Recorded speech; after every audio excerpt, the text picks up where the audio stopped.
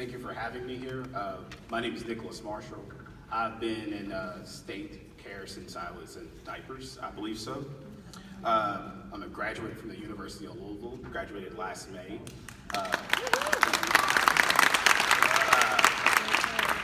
A little bit about myself before I dive into this speech. I used to be a Louisville Cardinal mascot, so one of my greatest times at the University of Louisville was actually running around in a bird suit.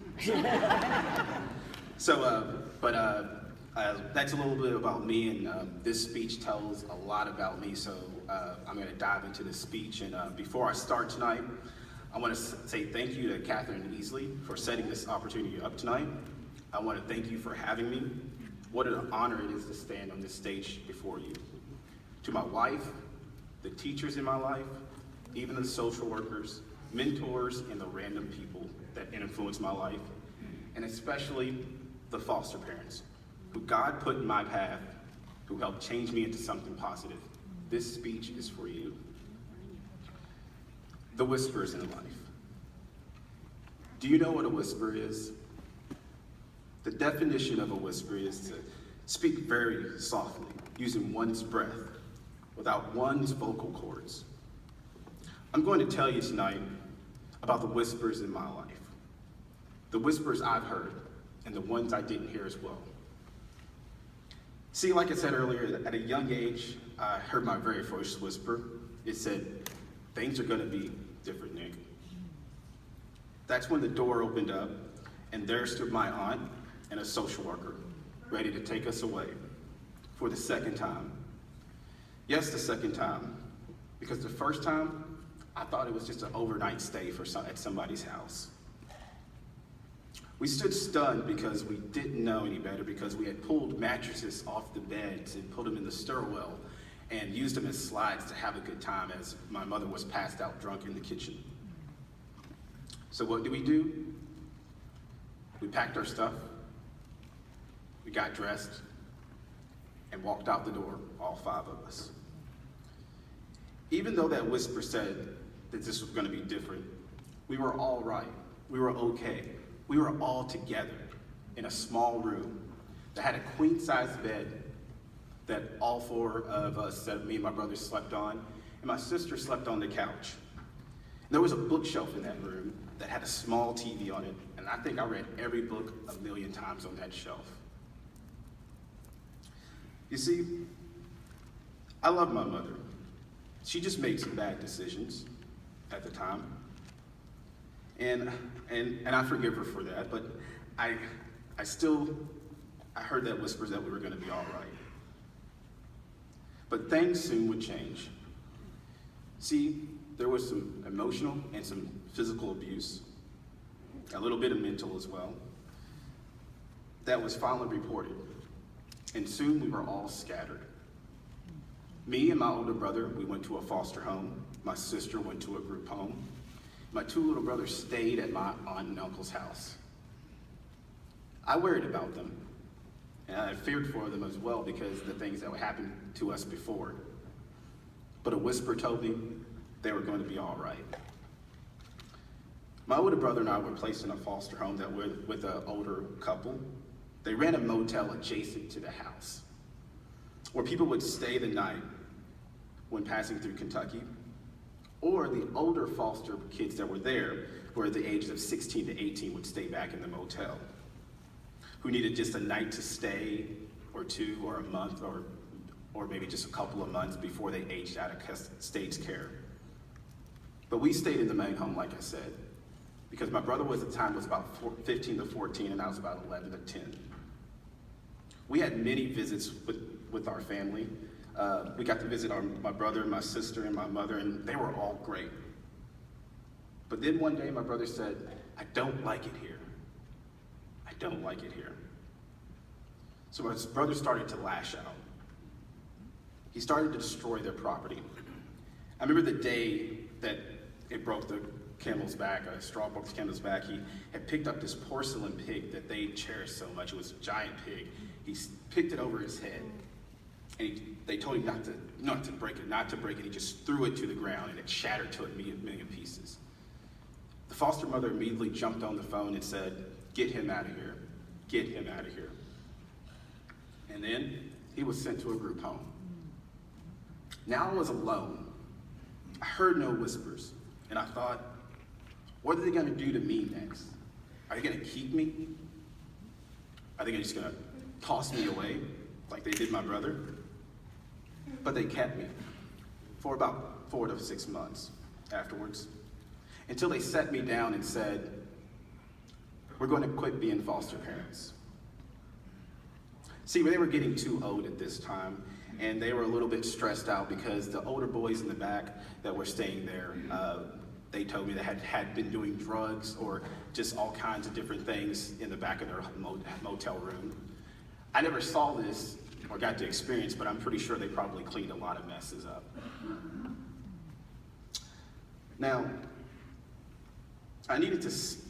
they said they needed to stop and focus on their health, and since the motel wasn't making any business, like I said, they stopped being foster parents. So with no whisper and by myself, what do I do again? Packed up my stuff and loaded up the car in the social worker's car again and went for a drive. All I could think about was, where am I going? Because I saw woods, cornfields, meadows of grass. Then all of a sudden, a light, a stoplight. And then we drove into this house. In the driveway, there was a white house. So social worker ushered me into the front room, and she said, Nick, this is the family you're gonna stay with. Okay, Nick? They're a good family. They're gonna take care of you, okay? I just remember looking at her and said, yes, ma'am, and just nodded. I didn't warm up to this family for about a month or so because I didn't know if they really cared about me or if they would just change their mind and put me away as well. But they would soon change that.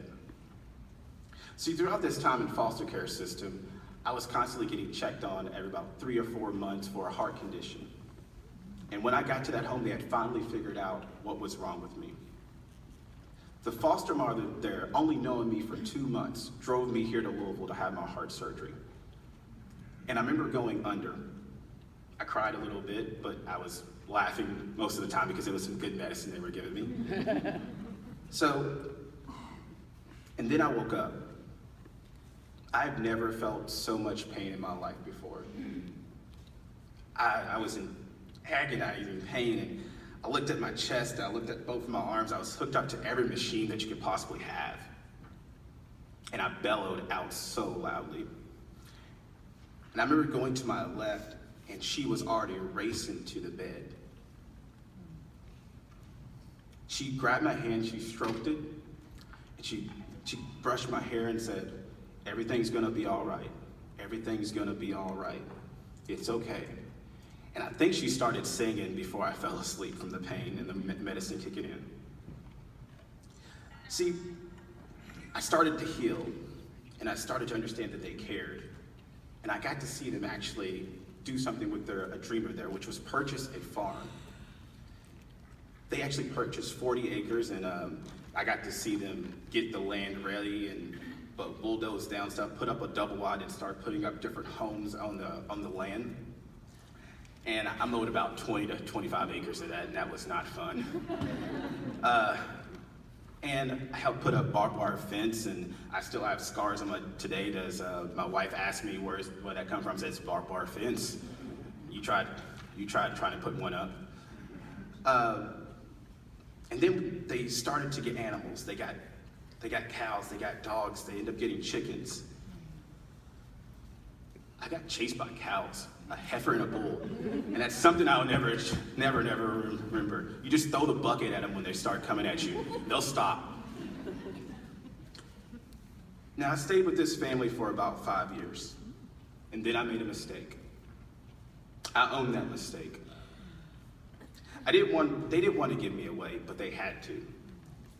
So what did I do? I packed up my stuff and found myself in my first group home, not even asking for a whisper, because I didn't deserve it. I cried many nights in that group home. I wanted to go back to the farm and have those cows chase me so bad, but I couldn't.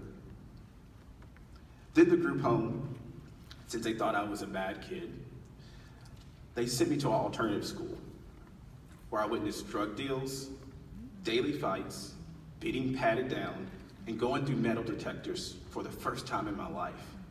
A huge culture shock. With no idea what to do, all I could think is survival mode. Be respectful and stay out of trouble. And that worked. Since I was such a respectful and didn't cause any trouble and made great grades, they decided that I was a perfect candidate for to be in the independent living program. And so they wanted me to get ready for the real world. See, in this independent living program, there was kids that are already there that are getting ready to complete the program. People in the middle stage that were like, we can go on to the real world, but I still need some help. And there was people like me that just walked into there and didn't know what was going on. And then they set us in the room again. It's a lot of setting for me. I just thought about that. They set us in the room again and they said, we're shutting down the program. I didn't know what to do, so I just went along with it. But there was a worker there. She went home and she spoke with her husband, and she said, and she's told me this story many times, she said, this is not right. This is not right what they're doing to these kids. We got to do something. And he said, yes, I agree. What can we do? So they got emergency certified.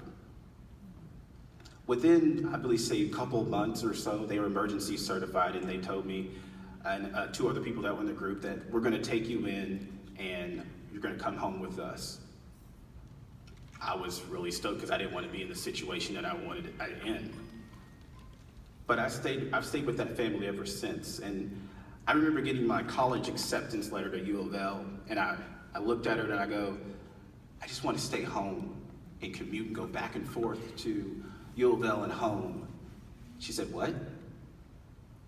I said, I want to commute, go back and forth. And she's like, no, you can't do that. I was like, why? She goes, you got to go out there and experience the world. There's a lot of things you haven't seen yet, and there's a lot of stuff you need to do. You need to spread your wings and go. But remember, you can always come home. No one had never told me I could always come home. And that just hit me then and there. But needless to say, I didn't come home. I got involved with the fraternity. I became the mascot, and got really involved and got distracted. And sometimes she would have to call me and say, you need to get your home. And I'm in front of my fraternity brothers, and they're like, who's yelling at you? And I go, sorry guys, I gotta go. So I went home. Like I said, I've been with that family ever since. Yes, I stay in contact with the farm family. They actually came to my wedding last year, and I got to actually thank them for the things that they did for me in my life. I'm still connected with my biological family too. See, I'm very thankful for those families, and I wouldn't change anything for the world. See, in the Bible it says in 1 Kings chapter 19, verse 12, and after an earthquake, a fire, and the Lord was not in the fire. And after the fire, there was a still small voice. See, what happened is kids like me and kids like you have been shaken up, placed in your arms to take care of. And they've had some fire. And when I mean fire, I mean emotional and mental abuse fire. But still, they don't want to come to your arms, but you still open them up. You know why? Those small whispers. See, when those nights I was crying all alone in those rooms, because I didn't hear any whispers whatsoever, that's because they went to people like you, to foster parents. Now being older and reflecting on those whispers and the impact of those whispers that I didn't hear, I see my siblings didn't have the whispers I had, and not so many as well. They've had more of a struggle than what I've had in my life. From being incarcerated and all the way to my older brother being murdered, I see the whispers and what they've done for me. But still, I learned to listen to those whispers. Even I learned to look for them as well. Tonight, some of you are going to be getting awards for those whispers that no one ever gets to hear. And those whispers, like I said, are sitting in this room. While some of you, I want to let you know that those don't go unrewarded and unnoticed. This message goes for everyone in the room. You can be a whisper for a child for 5 minutes being with them. A piece of legislation can be a whisper for a child. And even years with a child can be a whisper. All I ask you to do is provide those whispers ears and imagine your foster child standing where I am today. Thank you.